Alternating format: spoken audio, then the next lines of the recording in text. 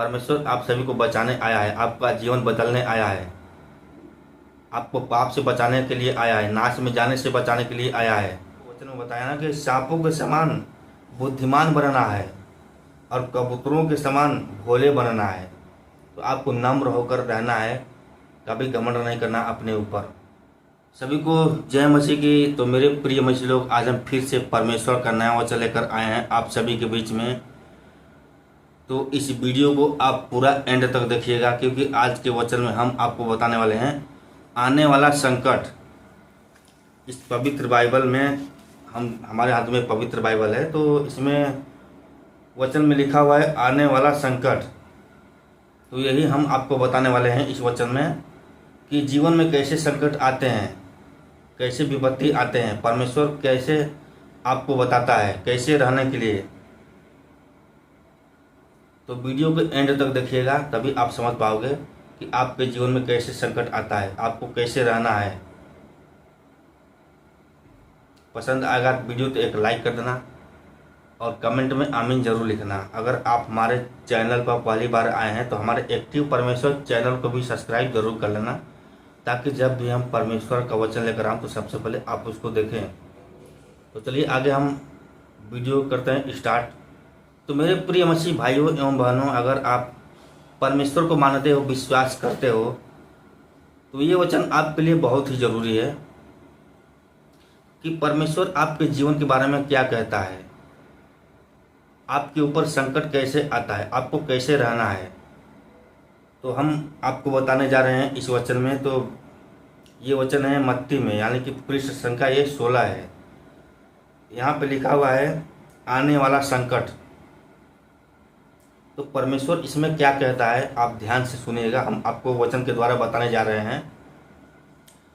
यहाँ पे लिखा हुआ है, देखो मैं तुम्हें भेड़ों के समान भेड़ियों के बीच में भेजता हूँ, इसलिए सांपों के समान बुद्धिमान और कबूतरों के समान भोले बनो। जिस तरह सांप बुद्धिमान रहते हैं, उसी तरह आपको बुद्धिमान बनना है और कबूतरों के समान आपको भोले बनना है। जिस तरह कबूतर भोलापन दिखाता है, उसी तरह आपको भोला बनकर रहना है।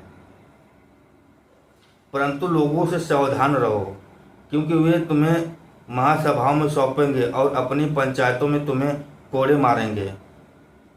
तुम मेरे लिए हाकिमों और राजाओं के सामने उन पर और अन्य जातियों पर गवाह होने के लिए पहुंचाए जाओगे। जब वे तुम्हें पकड़वाएंगे तो यह चिंता न करना कि हम किसी रीति से क्या कहेंगे, क्योंकि जो कुछ तुमको कहना होगा वह उसी घड़ी तुम्हें बता दिया जाएगा। क्योंकि बोलने वाले तुम नहीं हो, परंतु तुम्हारे पिता का आत्मा तुम में बोलता है। बोलने वाले तुम नहीं हो, तुम्हारे अंदर जो आत्मा है परमेश्वर का, वो आत्मा बोलता है। भाई भाई को और पिता पुत्र को घात के लिए सौंपेंगे।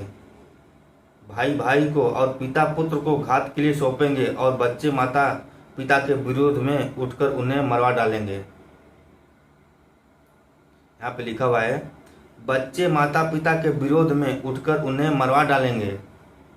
मेरे नाम के कारण सब लोग तुमसे बैर करेंगे। परमेश्वर के नाम से लोग बैर रखेंगे। यहाँ पे परमेश्वर बोलता है, पर जो अंत तक धीरज धरे रहेगा उसी का उद्धार होगा। परमेश्वर को जो अंत तक धीरज धरे रहेगा उसी का परमेश्वर उद्धार करेगा। और आगे देखिए, जब वे तुम्हें एक नगर में सताए तो दूसरे को भाग जाना। जब वे तुम्हें एक नगर में सताए तो दूसरे को भाग जाना। मैं तुमसे सच कहता हूँ कि तुम इजराइल के सब नगरों में न फिर चुकोगे कि मनुष्य का पुत्र आ जाएगा। चेला अपने गुरु से बड़ा नहीं होता। यहाँ पे परमेश्वर कहता है, चेला अपने गुरु से बड़ा नहीं होता, और न दास अपने स्वामी से बड़ा होता है। चेले का गुरु और दास का स्वामी के बराबर होना ही बहुत है। चेले का गुरु के और दास का स्वामी के बराबर होना ही बहुत है। जब उन्होंने घर के स्वामी को शैतान कहा तो उसके घर वालों को क्या कुछ न कहेंगे। तो यहाँ पे आप क्या सीखे इस वचन में? आपको समझ में आया परमेश्वर यहाँ पे क्या वचन में बताया?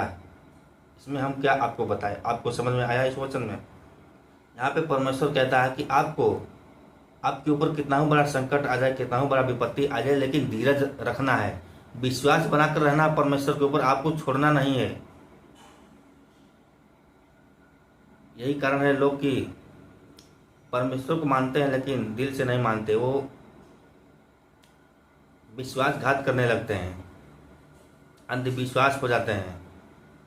जब उनको चंगाई मिलता है, परमेश्वर उनको जब ऊपर ले जाता है, उनकी हर प्रार्थना को सुनता है, तो धीरे धीरे भूलने लगते हैं परमेश्वर को। तो यही कारण है कि वो फिर उनको दंड मिलता है। परमेश्वर जिसको ऊपर ले जाता है उसको नीचे भी करना जानता है। तो आप घबराए नहीं अपने जीवन से। आपके ऊपर कितना बड़ा संकट आ जाए, कितना बड़ा बीमारी आ जाए, लेकिन छोड़ना नहीं है। परमेश्वर आप सभी को बचाने आया है, आपका जीवन बदलने आया है, आपको पाप से बचाने के लिए आया है, नाश में जाने से बचाने के लिए आया है। तो अगर आप चाहते हो कि आपका जीवन सरलता से जिए,